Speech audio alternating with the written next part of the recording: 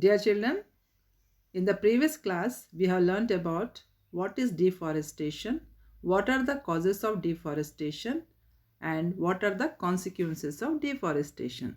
They are global warming, droughts, floods, groundwater depletion. You can see global warming. Here, the temperature of the earth is rising. The picture depicts that the temperature of the earth will rise due to the increase of carbon dioxide in the atmosphere due to deforestation. You can see here in this picture the floods take place due to lack of plants, lack of trees, lack of forest, because the water will not be retained. The soil will be blown away along with the water, and water will not percolate into the ground. Thereby it causes floods in the low lying areas. In certain areas, when there are no plants, it becomes like desert. There will be no rainfall at all, and that leads to the condition called as drought. Now in today's class we are going to learn about conservation of forest and wildlife. What are the methods to conserve the forest and wildlife? Forests, if they are conserved, if they are protected, preserved, it will naturally save our plants and trees, because forest is the dwelling place for many plants and animals. Many plants and animals survive in the forest. So we need to conserve this forest. When we are conserving the forest, it refers that we are conserving the wildlife. So for that, we have to do certain methods. For example, one is planned harvesting. Only we should cut some of the trees in a particular area, and remaining trees should be allowed to grow there. Thereby they prevent erosion, and also they will produce some seeds so that new trees can grow.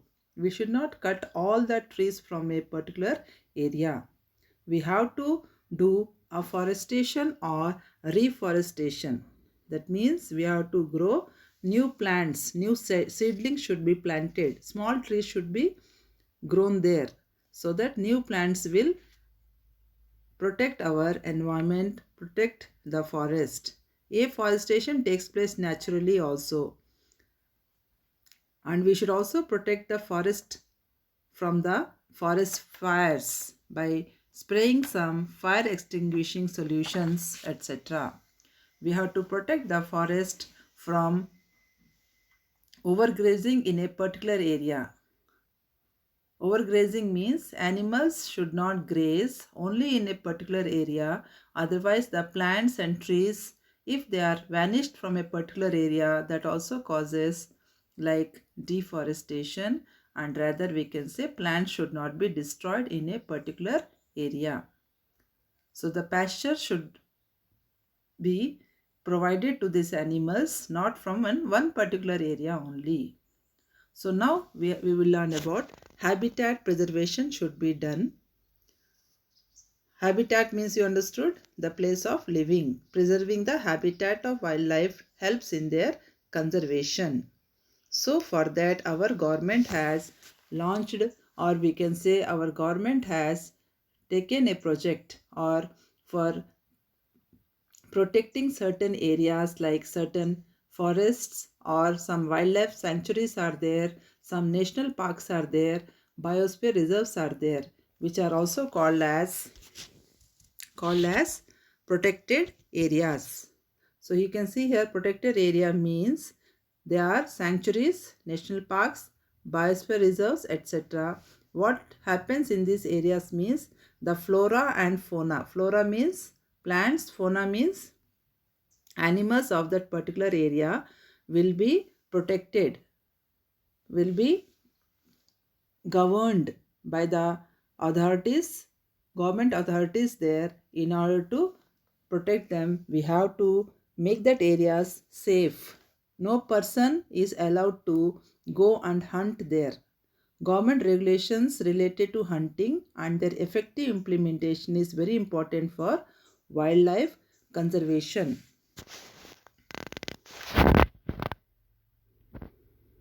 So what are these protected areas, one example is wildlife sanctuary.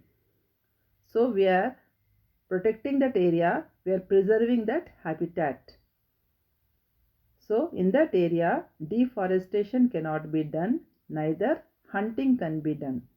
Neither we can cut any plant or a tree, nor we can hunt any animal there. Hunting of these animals is completely banned.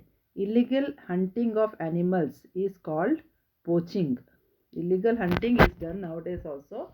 That is called poaching. That is totally banned. We should not do it. Hunting of animals and cutting down of trees is totally banned. We should not do.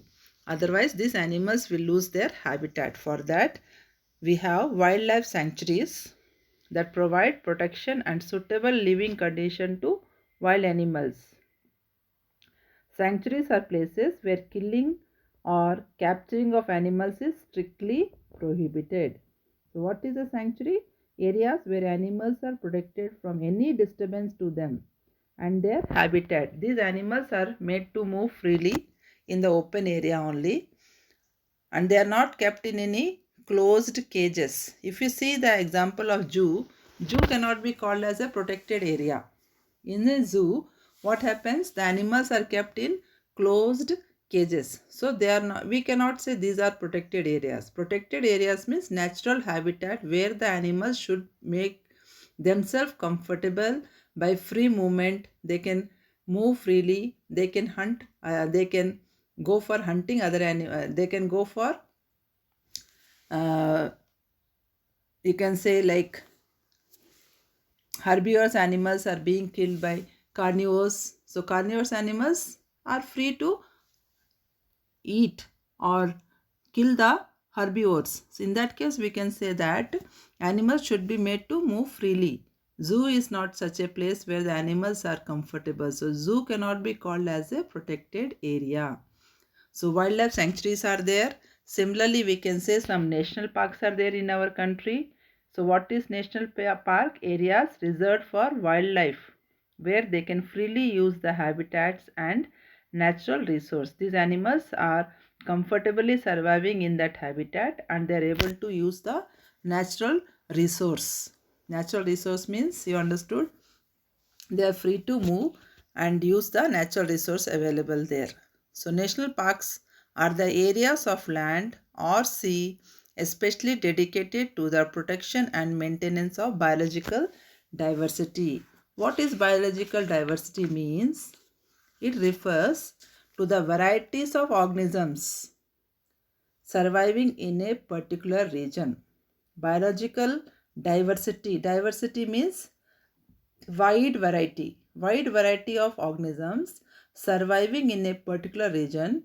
We call it as biological diversity or biodiversity. It includes different varieties of plants as well as many different types of animals surviving in that particular area. Flora and fauna, we can see many wide varieties, not one or two varieties. So we call that as biological variety or diversity or biodiversity. Diversity means you understood now. Wide varieties. Okay. So there in national park we are able to protect and maintain the biological diversity. In our country, they have shown around 89 national parks and 492 wildlife sanctuaries till September 2002. Now at present, you want to do research, you can check in your network how many national parks are there, how many wildlife sanctuaries are there in our country, we can come across. Okay, so here we can see what do you mean by biosphere reserve also. So here we, in this diagram, national parks are shown here, wildlife sanctuaries and are shown with green, wildlife sanctuaries. Many wildlife sanctuaries are shown here. So wildlife sanctuary and national parks, you can say that they are the areas where we can protect the forest to preserve the wildlife. National parks and wildlife sanctuaries are protected forests. They are actually natural forests to preserve the wildlife. The animals are made to move freely, breed, and multiply in these areas. The animals cannot be hunted or poached. They are comfortably surviving in that particular living conditions, and they can breed among themselves and reproduce their own kind, thereby their number will increase. They multiply in number. In India, we have large number of wildlife sanctuaries and national parks managed by the government. Cutting down trees and hunting in these areas is strictly prohibited. So biosphere reserve is another, you can say, where we have national parks and wildlife sanctuaries within it. If I say biosphere reserve, it is a wide area. It includes some national parks as well as wildlife sanctuaries. For example, in our country, we can see in Madhya Pradesh we have Panchmari Biosphere Reserve. Panchmari Biosphere Reserve, which has one national park. That national park is called Satpura National Park, and it has two wildlife sanctuaries, that is Bori and Pachmari in that. So biosphere reserve means it includes national parks as well as wildlife sanctuaries. So biosphere reserve is a wider area compared to national parks and wildlife sanctuaries. So one example I have given here. In our country we have Panchmari Biosphere Reserve, which has one national park, that is called Satpura National Park, and the other one is two wildlife sanctuaries called as Bori and Pachmari.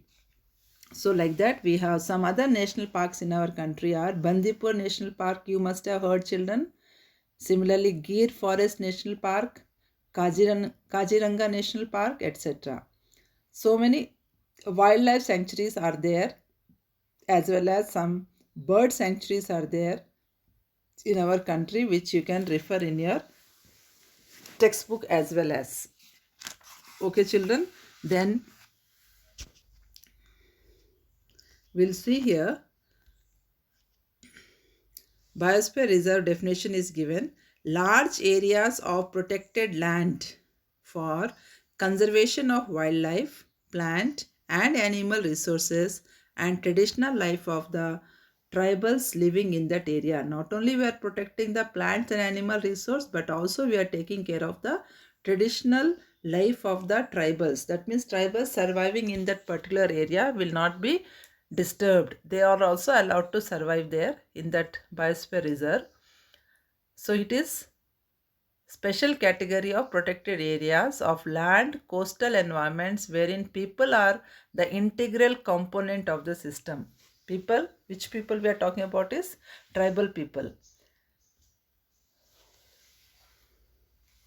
So it has, biosphere reserve has three zones. One is called core zone, buffer zone, transition zone. Core zone, undisturbed zone. Buffer zone means demonstration and research is done in that area. Transition zone is an active area of cooperation between reserve management and local people surviving there. So with that you understood what are protected areas, in what way these animals habitats, plant habitats are preserved. So thereby we are conserving the wildlife. So today I will wind up here, children. In the next class we will learn about species and different types of species in our environment, in our ecosystem. Thank you, children.